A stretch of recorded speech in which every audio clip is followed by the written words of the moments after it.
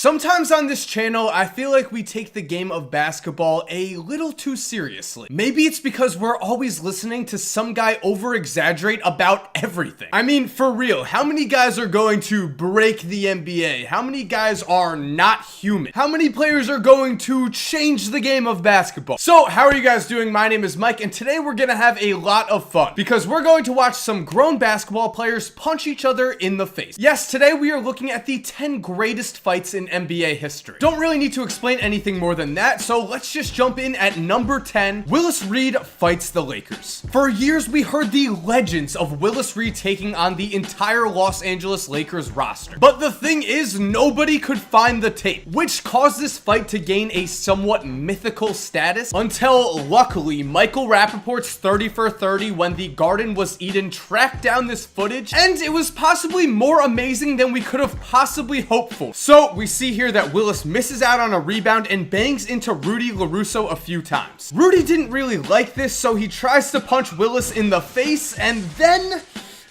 yeah, Willis Reed just begins to go Hulk mode. Just looking at this, I'm reminded of the classic question. How many third graders could you fight off at once before they finally take you down? Only Willis Reed has created his own spin and asked himself, how many Los Angeles Lakers could I take down at once? And the answer was apparently all of them. So let's just rewind for a second because this fight was just that incredible. And let's look at the highlights here. First, LaRusso throws a punch, then immediately realizes he's way in over his head after Willis tosses a Laker off of him and comes at Rudy. So Rudy, who's clearly not about this life, pulls the whole hold me back routine. And he ends up at the end of the bench as now random Lakers try to stop Willis, including this guy, who ends up getting his nose broken. Then Willis gets dragged down, somehow gets back up, remembers he's supposed to be fighting Rudy LaRusso, and gets a clean punch to LaRusso's face. Everything about this is just amazing, including the fact that no one was suspended here. In fact, Willis Reed only got fined $50. The NBA in the 1970s. It was a simpler time, not a better time, but a simpler one. Number 9, Maurice Lucas versus Darryl Dawkins. Yup, we're taking a look at the 1977 NBA Finals. And so here we see Darryl Dawkins get thrown to the ground, things get a little heated, but then when it seems like everyone calmed down, Darryl Dawkins tries to sneak in a cheap shot. And guess what? Maurice Lucas is not having it. And so the two end up squaring up, and then nothing really ends up happening. But we had to include this fight for two reasons. One, every time I watch these guys square up, I just can't help but laugh. Am I the only one who thinks they look like the crabs from Finding Nemo? Hey, this is our spot. Go on, get out of here. And two, again, this happened during the NBA Finals. At this moment in time, the NBA was struggling so badly, mainly because interest in the league was down because of the NBA's reputation for having thug players. At the time, these finals weren't even aired live. They were on tape delay. And these two idiots think it's a good idea to get into a legit fight on national television. Again, the NBA in the 70s was a simpler time. A dumber time, yes, but simpler. Praise be to our heroes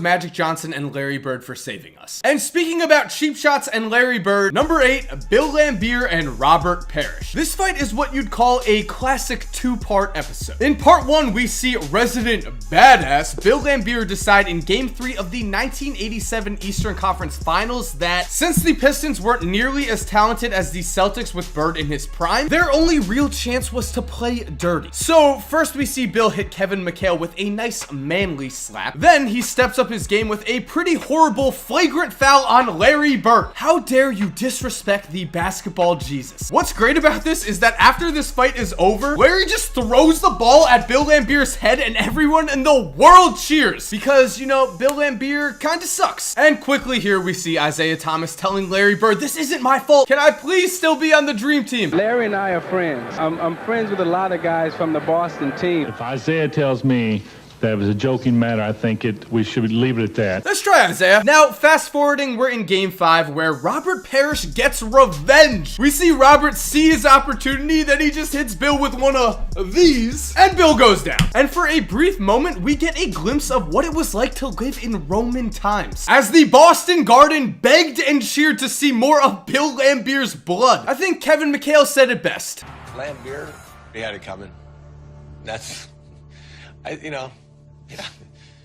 He had it coming. Number 7, Danny Ainge versus Mario Ellie's face. Now again, my favorite part of the fight we just saw was Larry Bird throwing the ball at Bill Laimbeer's face. So let's see more of that. So here we see Mario Ellie take the ball to the basket and score an N1 over Danny Ainge. Then he gets right into Danny Ainge's face. And you know what they say about Danny Ainge? He never forgets when someone scores an N1 on him and then gets right into his face. Or at least that's what they started to say after this, because after Hakeem throws down a dunk when the game was basically over, Danny Ainge just picks up the ball and rifles it at Mario Ellie's face. Then somehow he just plays it off like it was a mistake and he completely gets away with it. I mean, Mario Ellie wants to beat him up, but Danny Ainge had no suspension, no fine, no anything here. This wasn't even like a technical. And while this video may paint Danny Ainge in a bad light, I mean, it doesn't really look like he wants to fight here. You might actually be surprised to find out that Danny Ainge actually got into a ton of fights in his career. Just showing you one here. This is the memorable time he fought Tree Rollins and Tree bit him and cut his hand all the way down to the tendon. Ugh. Number 6, Shaq versus Barkley. All right, we're running it back one more time for everyone who loves seeing NBA players throw balls at other NBA players' heads. I mean, come on, I think we all love seeing that. But anyway, here we've got Shaquille O'Neal and Charles Barkley, two men who are best known for being cast members on TNT's Inside the NBA. So just looking at this situation, I think it's safe to say that what happened right here is that Chuck said James Harden is the 2017 MVP. Then Shaq replies with, but wait, do you have any rings? Rings, Ernest. Then Chuck says, Ernest didn't die for this, and goes like, all right, I may have gotten a little ahead of myself there, but this is absolutely amazing. I mean, Shaquille O'Neal tries to kill Charles Barkley. The two end up wrestling on the ground. And yeah, if you're ever wondering why there's a little tension between the two on TNT. You played for the Celtics, did you? Yeah, and I got one of these too.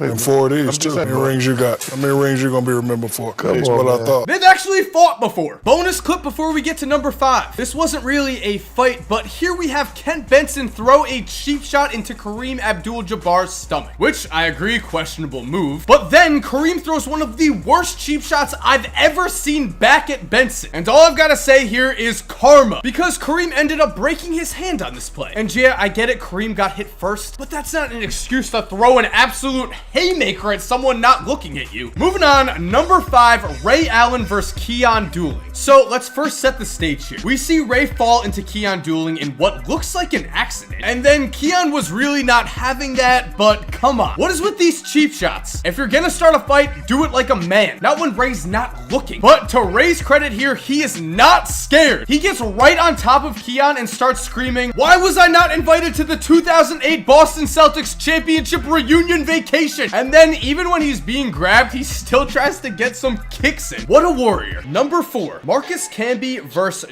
Jeff Van Gundy. What a surprise, we've got more cheap shots, because we see here the Knicks miss and Danny Ferry ends up accidentally hitting Marcus Camby in the face. So 30 seconds later, after just calmly talking to the refs, Camby sees that Danny Ferry is no longer paying attention to him and charges him trying to throw a cheap shot. Only Jeff Van Gundy gets in the way, and yeah, I mean, credit to Jeff for stepping in the way here. I'm pretty sure he saved Danny Ferry's life and Danny Ferry knows it. I mean, just look at Danny Ferry's face. The man looks like he just realized, how can mirrors be real if our eyes aren't real? Yeah, I made a Jaden Smith reference. Number 3, Alonzo Mourning's leg versus Jeff Van Gundy. We're in the 1998 playoffs here, Heat versus Knicks. Tim Hardaway ends up missing a shot, but that doesn't matter because Larry Johnson and Alonzo Mourning just start getting into it. The fight quickly becomes serious, so Jeff Van Gundy gets called into action again. And somehow this time he ends up riding Alonzo Mourning's leg like he's a 5-year-old trying to stop his dad from taking away his Xbox. And while this does look obviously hilarious, I'm gonna stop with the jokes at Jeff's expense because the man is 5'9" and he's willing to put his body on the line to stop these 7-foot giants from fighting. So I think what we should take away from this is that Jeff Van Gundy ain't scared, baby. Number 2, the Denver Nuggets versus the New York Knicks. Now turning this around, let's talk about guys who are scared. And I don't know, this is gonna trigger some people, but let's talk about Carmelo Anthony. So here we see J.R. Smith get out on the fast break. Marty Collins wraps wraps him up, and JR is not having it. Then for some reason, Nate gets into it, and suddenly we've got almost everyone on the Nuggets and Knicks involved in this fight, which is when the man Carmelo Anthony comes in. So we see Melo, he's acting tough here, pretending like he wants to fight, but he ends up doing nothing when he's actually in the guy's face. Then after he gets pushed back, he throws a cheap shot and immediately runs away and ends up at the 3-point line. Then look,